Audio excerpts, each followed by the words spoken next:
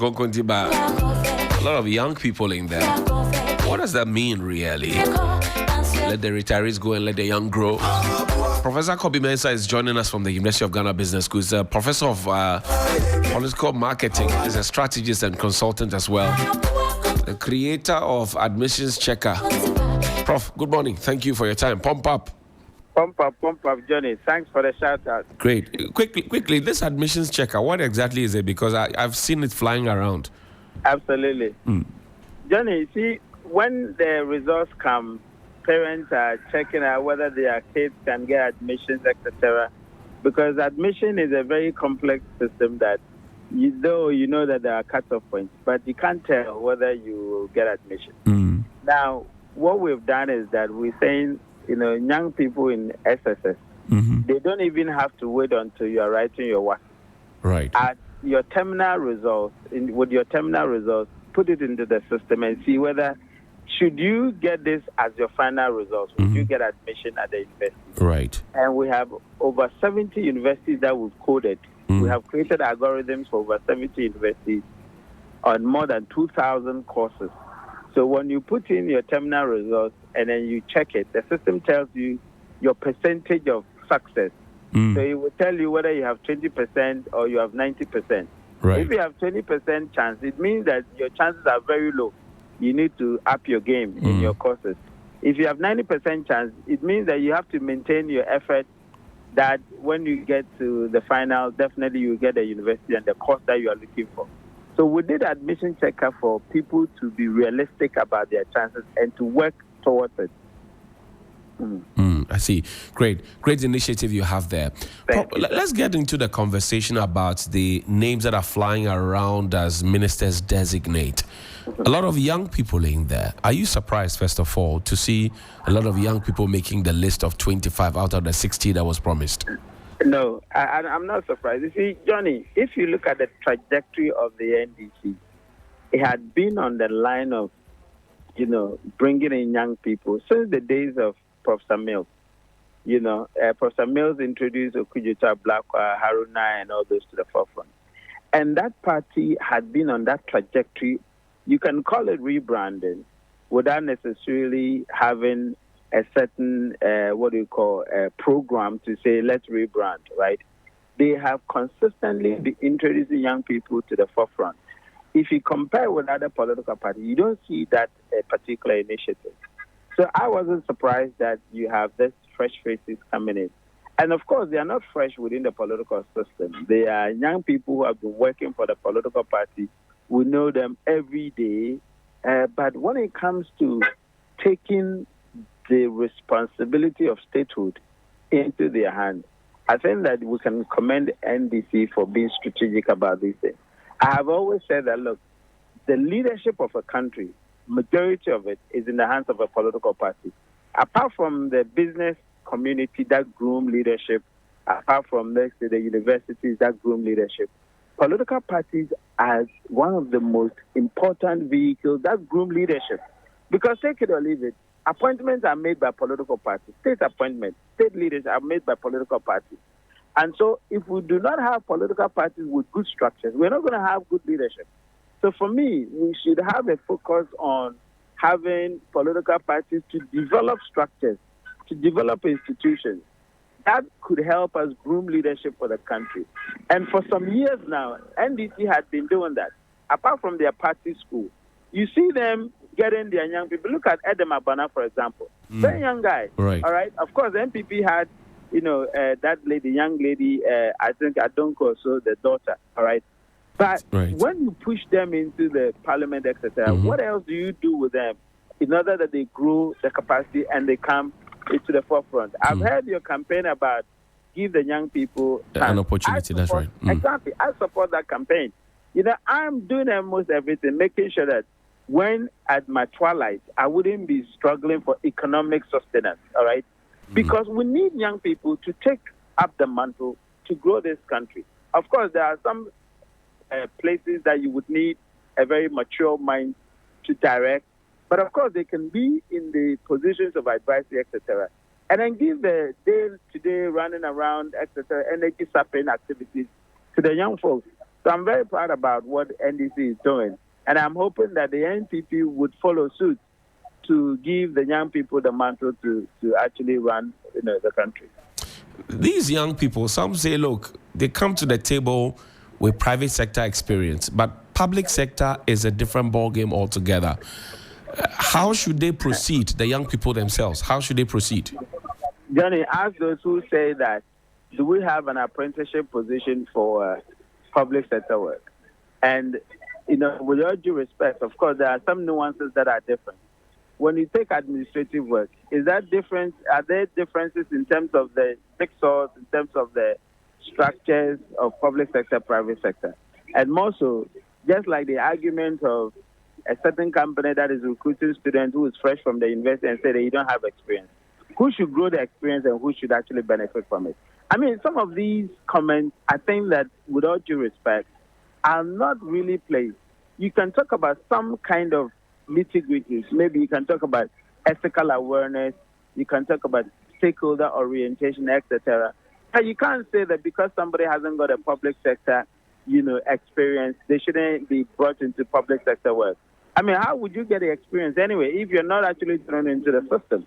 I think that what we need for public sector work is about coolhead, people's temperament, people's awareness of the political product. Political products or political service, or what we call social services, aren't profit-oriented, all right? So you're actually going in there with a broad understanding of stakeholder needs, the needs of the country versus the needs of the political appointees, objectives, for example. Different needs of the stakeholders, different needs of the people, diaspora, internally, foreign missions, etc. You want to have a broader understanding. And so you need people who have that soft skills in understanding and appreciating some of these things, but not individualistic people who are looking at profit orientation. That's the baseline. Then, of course, the rest of it, they can pick up whilst they're in the show. So I don't buy this argument of, they are private sector people and they have no public sector advantage, background or experience. How would they acquire public sector experience if they are not thrown into the system? Now, the older folks in the party, some will be happy about these new kids on the block. Some will not be excited about it. And that could cause some disgruntlement within the party and then would lead to cracks if care is not taken and is not managed properly. How should the Council of Elders, for example, be looking at this situation? Okay, Johnny, you see, Blondell talks about the political system, and it is a very complex system made up of interested parties, all right? In the political system, there are plenty coalitions, it's a coalition of interested parties. Now, as you said, there will be some people who will not be happy, some people will be happy.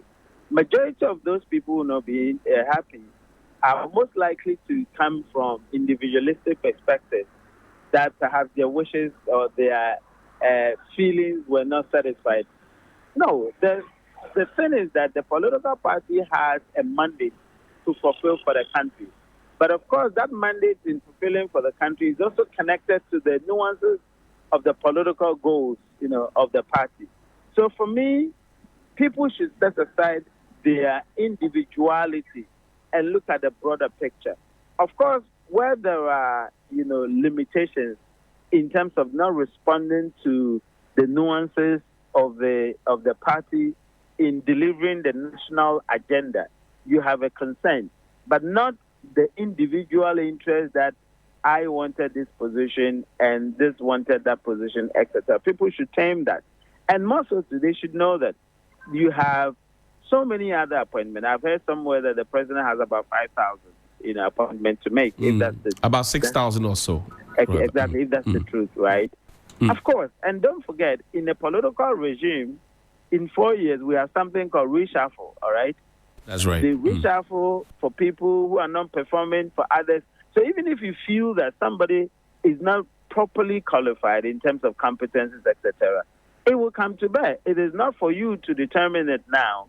Of course, on paper, the person might be suitable in terms of performances. Environment dictates people's performances. Sometimes it might not be even their own competences, but the kind of stakeholders that the individual is dealing with. The personalities are not gelling, and as a result, could impact on performance. The president has the right to reshuffle, for example.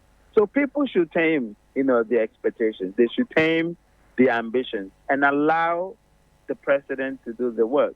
I am sure that the dust will settle, people will come to realization, reality, etc., and we would know the way forward. Prof, before I let you go, President Mahama has some more appointments to make. Should we still sail with the younger folks, or should he do a mix and match of the older folks with the younger folks? See, when you look at the political system, there is an advisory, there is a consultancy, there are so many other roles, technical, staff, special aid to maybe a minister. There are so many positions within a political system. In fact, some of them are not even, an established place. They are created. I feel that the president and his leadership understand or would understand who fits where, all right? And so I am for the rigorousness, of the positions for the young people, and then the older folks with 5 years of experience, etc., serving in other capacities that are not necessarily outward-facing, but are very critical in terms of decision-making, in terms of stakeholder engagement, in terms of, multilateral engagement, etc. And so whoever they put somewhere, I think they must see themselves as maybe being fit. That's why they've been put on that position. But for the rigorousness of the work, I think that young people should really have the space. Of course, not every young person. There are people who are flamboyant. There are people who are not very emotionally intelligent. And you don't need to have such people in the forefront that could actually, kind of mar or actually, cause the damage of the brand equity that you want to gain. But people who are level-headed, people who have the temperament that can manage, although they're young people, but can still manage, all interest groups, whether young and old, female or male, international or local, diaspora or otherwise. You need people who have that kind of, ability to conceptualize and to be able to manage interested groups, different stakeholder groups. Great. Prof, I thank you very much indeed for your time. That's Professor Kobe Mensah of the University of Ghana Business School. He's a political marketing expert and a strategist and consultant as well. The creator of Admissions Checker. He joined us here on Sunrise on 3FM 92.7. We'll take a quick break. We'll return from this break. There's a lot that's happening here on Sunrise on 3FM 92.7. You want to stay with us and keep informed and educated and entertained and elevated. My name is Johnny Hughes. See you shortly. Sometimes you believe you're carrying just enough cash to see your doctor until it's time to pay the bill. You find out to your embarrassment that carrying just enough isn't quite enough. Carry a nationwide medical insurance card. Now that's quite enough. Your health is worth protecting. Call us on 0800 222222 or visit www.nationwidemh.com. Nationwide Medical Insurance. Join the healthcare family. Accra, Ghana, Africa, and worldwide. Join us on Inspirational Gospel Mix this and every Sunday, 8 p.m. to 10 p.m. Get ready for the revolution. Come on, what you say now?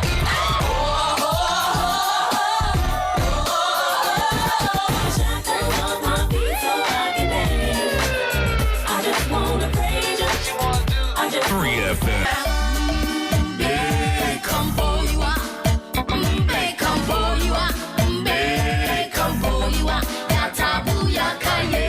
What is your favorite scripture? Well, my favorite scripture is Romans 8:28, and it says, all things work together for the good to them that love the Lord. Kwame, that is absolutely my favorite scripture. Yes, your Inspirational Gospel Mix, a moment to get inspired with the best of inspirational songs and interviews to get you prepared for the new week on every Sunday, 8 p.m. to 10 p.m. with me, your big brother, Kwame Adu, mixing G, mixing gospel. You can't miss it. You are blessed as you listen. 3FM 92.7. 3FM 92.7. Urban Lifestyle Radio Station. Imagine a place where voices matter, where every corner, every street, every community is a platform. A big bus moving through Accra, carrying conversations, questions, and the pulse of the nation. This is not just another show, it's your voice on the move. Join us as 3FM Sunrise hits the road, turning ordinary streets into platforms for extraordinary dialogue. Speak freely, listen deeply, and help shape the conversation that drives Ghana forward. Look out for the bus and tune in exclusively on 3FM 92.7, your urban lifestyle radio. Sunrise on 3FM. The Know that according to the latest Ghana Steps report, 36% of adults in Ghana are physically inactive. That's more than a third of our population at risk of lifestyle diseases like diabetes, hypertension, and obesity. But here's the good news for you. 3FM 92.7, your urban lifestyle radio, is asking you to take small, consistent steps that can make a big difference in your life. So we're inviting you to join the 3FM Fit Start Walk and Challenge. A chance to kickstart your fitness journey, have fun, and reclaim your health. Why don't you join us for an exciting World Fitness Challenge? Free health screening and lots of prizes to be won in between. Let's beat those statistics and make Ghana healthier and happier one more time, using one step at a time. So lace up your sneakers and be part of this great change that is going to happen. Great change since I was born. 053-23-00927. That's 053-23-00927. And 053-22-00927. 053-22-00927. To register right now. 053-22-00927. And 053-23-00927. 3FM Fit Start Walk Challenge.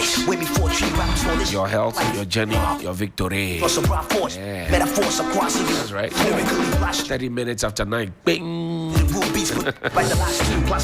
Bravo is delivering. No. Let me bring this back. I have to bring it back so that we can enjoy it together. Huh? Let's enjoy. I think for us, we're still in the process of looking at how the policy will stand, especially where we have a new government. And the very thing that we put out, I think that the following or the second day, the president gave a directive that food should be sent to the schools, and I think that is a very good call, especially looking at the background of the president. It's a common thing, or is the usual thing, or the normal thing that I expect that he would do. So while he has done it, I think that we need to commend him for the swiftness that he used in sending the food to the schools, and then also hoping that we'll maintain that consistency and ensure that our children do not go through certain difficulties anymore. But the most important thing is that moving forward, we expect that a very good structure will be put in place to ensure that day in, day out, our children will get food to eat. Now, Bright, somebody would ask, is this sustainable? Shouldn't we at this point, in marching towards a review, be looking at how to get parents to be involved and also to bear a bit of the cost? Because this is really getting deep into the pocket of the country. Well, for review, I think that, yes, there's a need for us to look at how best we can review the policy. And in every social policy, when you implement it for a period, you should sit back and analyze it and see whether the policy is in the right direction. And if not, if there's any amendment that you want to do, you do it. But what really defines a social policy is what we need to look at and come to some reasonable conclusion that when we want to do a review, are we reviewing the structure of the policy, or we want to enhance the systems within the policy? Those are the questions that we need to ask. Because the design of the policy itself did not give invitation to parents to participate in it. Therefore, especially when it comes to cost sharing and all that. So once you begin to look at review from that perspective, then you are changing the face of the whole policy. Because the pillars that we use to build a policy must also be considered in the process of the review. Because the social policy of that nature, once you shift any of the pillars, then you have changed the focus of the policy itself. So the review, we can look at it from different perspectives. If the president wants to change the face of the free SHS, then of course we can talk about cost. But if the president is want to enhance the free SHS, then we are looking at the system that we need to build around it. So until we hear from the president, it will be a bit difficult for us to see whether it's a review that will change the face of the policy or it's a review that would enhance the system to make sure that we deliver the policy effectively. And in any case, when it comes to social policy, I do not think that the cost component of it should be an issue. All right. Because there's nowhere in the world that the government decides to implement the social policy. That social policy has become a burden on the state, especially where the context is about social investment. So those are the things that I think we should be looking at, rather than always making a narrative that it is about cost. It's about cost.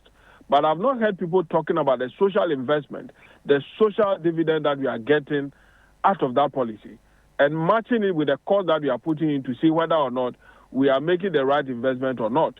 Until that argument is made, I don't think that we should advance or make it look like government, the free SHS is giving a burden to government as to how to roll it out. There are no statistics that show that government cannot bear the cost of the free SHS. And we have not also seen any statistics coming from government to say that the implementation of the free SHS, in terms of the social area, they are not making profit out of it. So those are the things that, for me, we should look at for us to come to that conclusion that the free SHS is too expensive for government to run. Now, the earlier conversation, now there's a new regime. Parent-Teacher Association, as you and I have known it since time immemorial, are now Parents Association. The teachers are not part of the equation. But we do know that on the sides, the teachers, sometimes appeal to parents to either make certain payments and contributions that they can take care of. Should we be bringing back PTAs in this original form so to help the schools and the children as well, the learners and the teachers? I think PTA should come back, because when they reduced it to Parent Association, I was wondering what the purpose is going to be and what objective is going to guide their discussion, because the PTA, it serves as an interface between teachers and then parents. So once the teachers are involved, they are able to communicate to parents what happens in the school, what steps need to be taken, and how parents would also respond. And so that there's that home and then the school environment interaction that exists between the two of them. But at the point, we realized that they have decoupled the teachers from it, and I was wondering why that happened. So we need to bring it back and then begin to also look at how best that interaction would take place. Because at the point, when you go to PTA, the only thing that they discuss is about cost. It is about doing things, charging students and all that. So we were losing, the purpose for which we established the PTA. So we need a guideline to be able to know what can be discussed in the face of all the social interventions that we are implementing, so that when we go to PTA meeting, we are not only going to discuss about parent paying A or parent paying B, but we discuss issues of participation, we'll discuss issues of child protection, we'll discuss issues of social welfare and social being of our children, and even the environment itself. Those are the things that we expect that the role of parent and teacher associations will play in the management of our schools. Once we are able to put it on at that level, then we should be okay to make sure that the participation of teachers and then parents will be very smooth, so that it doesn't become like a burden to parents, that knowing that they are going to PTA, there's something that is going to be a cost that they have to bear. Bright Apia, Child Rights International, we are grateful that you could join us this morning. Just before you go, if there has to be a review of the free SHS conversation, how soon should it be? Are you talking now? Well, unfortunately, we lost that one, Medakuku Davi. Yeah, X2, Chicago, represent 97, Volta, Crosby, this song was in 1997. Just to let you know. I was born long ago. We didn't say you were not born then.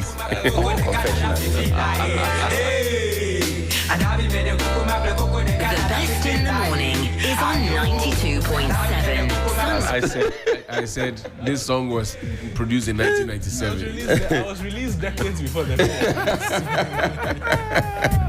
Because 3FM 92.7. Urban Lifestyle Radio Station.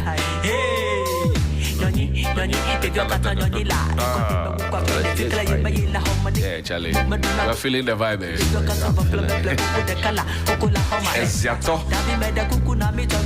Charlie, this one, Charlie Power Entertainment, Saturday night.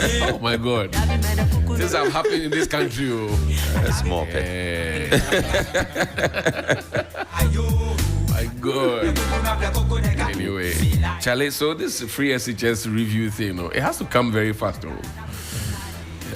But I was getting the impression, I hope it's the wrong impression, from Bright's engagement that he also seemed to feel that a review necessarily means a particular change. Right.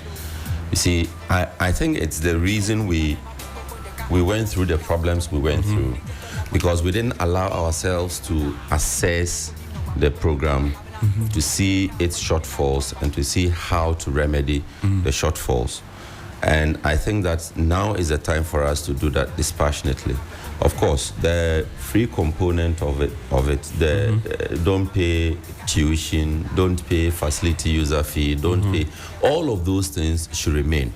But how do we find the funding to be able to cater for that? Okay, and that is why we also now begin to talk about the feeding, because feeding is, whether we admit it or not, feeding has been a major problem under the program. So how do we ensure that we have the resources to be able to feed the chaps? And I have argued that we need to decentralize that part of it.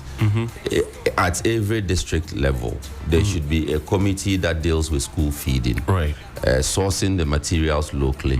Don't wait on the buffer stock or any of those other companies that should bring you food to bring you the food. You have farmers. If you are in Ulo, for instance, or Japa municipality, for instance, there's yam there, there's maize there, there's granules, there's rice. Now, what don't you have? You don't have cassava, you don't have plantain, but you want to feed your kids with cassava and plantain. You have yam. Which district can you exchange some of your yam for cassava? That was what Mr. Chega said. He said, look, the dynamics in each school is different. It's different. So you can't sit in Accra and think that people in Ulo, for example, or people in my beloved Bogu should be eating what the people in Accra will be eating. It is not. If they have millet and it's available, what can you do with the millet? What can you do with soya? What can you do with the maize, the yam? You know, and there's a reason we have our secondary schools scattered in the way it is, the boarding houses and the rest. This was Nkrumah's mentality, that people from Upper West can come to Cape Coast and come and hobnob with people from Cape Coast and Accra and Zima and other places. Facilitate integration. National integration. So that you don't say, well, as for me, I come from this part of the country and that is where I shall be. I know. And that is what I know. So you find people who have integrated so much, and even after school, those relationships are maintained. Yeah. How we suddenly want to centralize everything. Everything in Accra. It doesn't add up. Everything in Accra. Look, Bezos used to have the hand in going to the market to find tomatoes. But those people were powerful people. Yes. So back then, if you are appointed Bezos of a senior high school, you're a big man. You're a big man.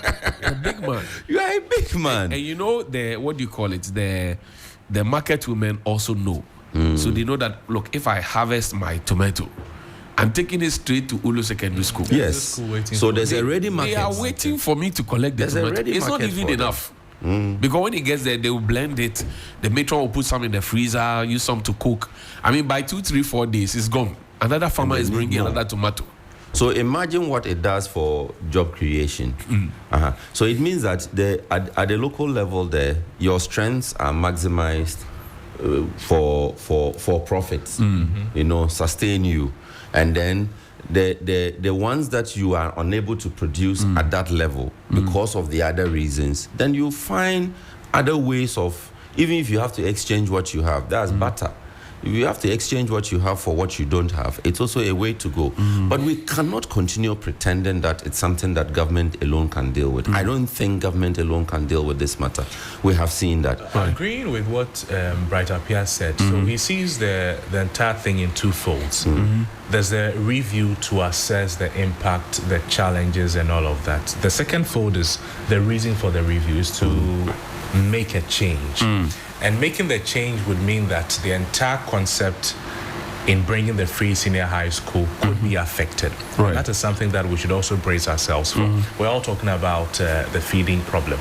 If we review and then we get to know that the feeding is indeed a problem, it means we have to adjust the feeding structure or the feeding components of free senior high school.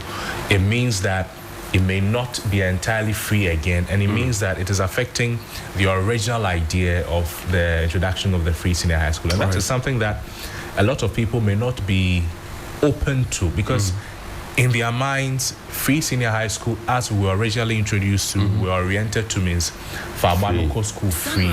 So it would take a while for people to begin to accommodate and know that it is still free, but because of the quality we need, that is why we're doing these things. We'll need a lot of... Look, Crosby, it will take some time. I tell you something. This whole concept of free, all you need to do is local school, and it was spoken in Tree largely. I mean, because of the numbers. Yeah. So we get Faobana now local school. I mean, we all know it was propaganda, because if you have actually taken care of somebody through secondary school in recent time, you will know that the amount of money you spend, as compared to what the government spends on your ward, that's about 1,300, 1,500-ish.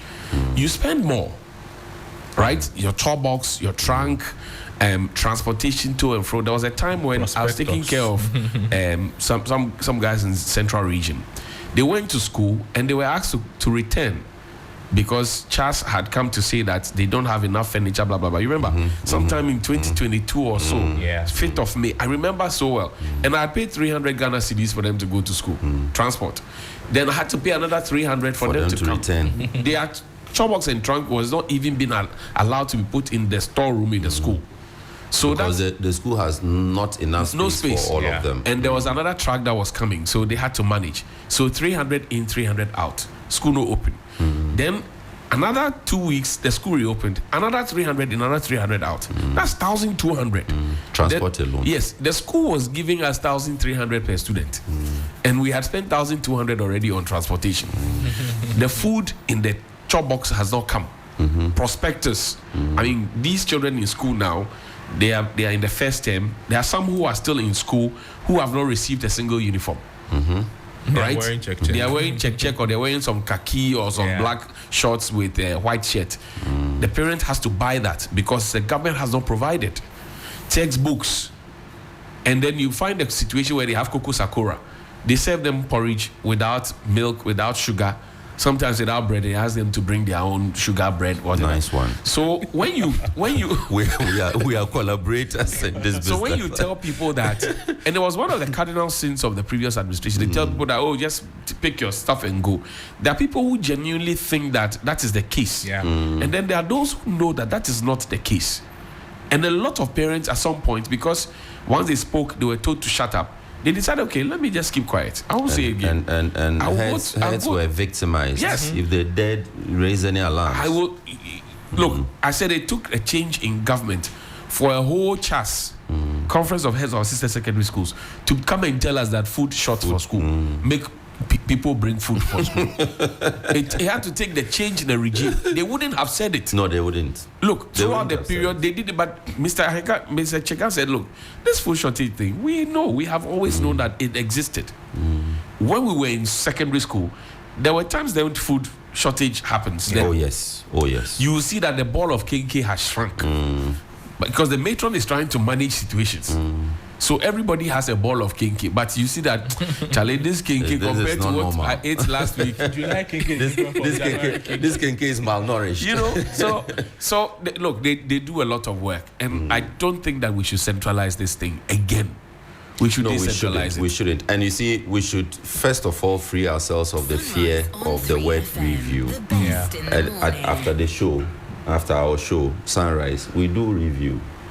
We call it post-production. We'll review the show that we have had, and we'll ask ourselves, at the show, what we set out to achieve, did we achieve it? Why didn't we achieve it? What were the shortfalls? The people who wanted to call, did we get them? Why didn't we get them? How can we better engage next time?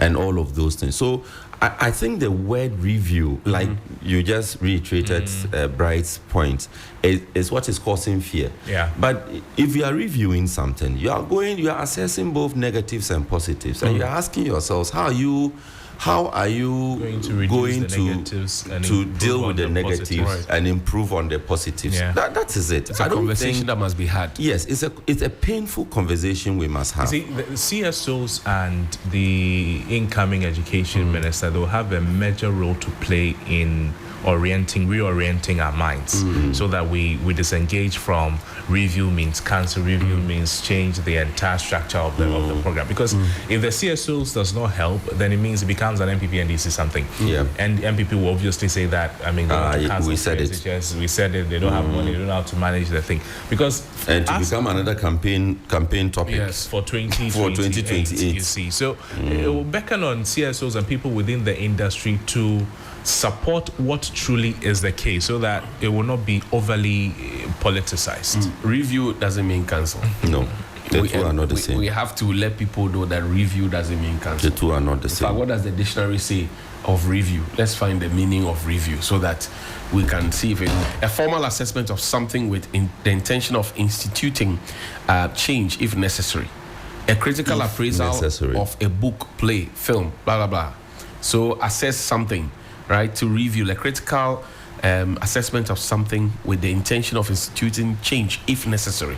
A comprehensive review of UK's defense policy is an example. I mean, so review doesn't mean cancellation. Let's get that into our heads before it's too late. Yeah, X-Dude, Chicago, represent 97, vote.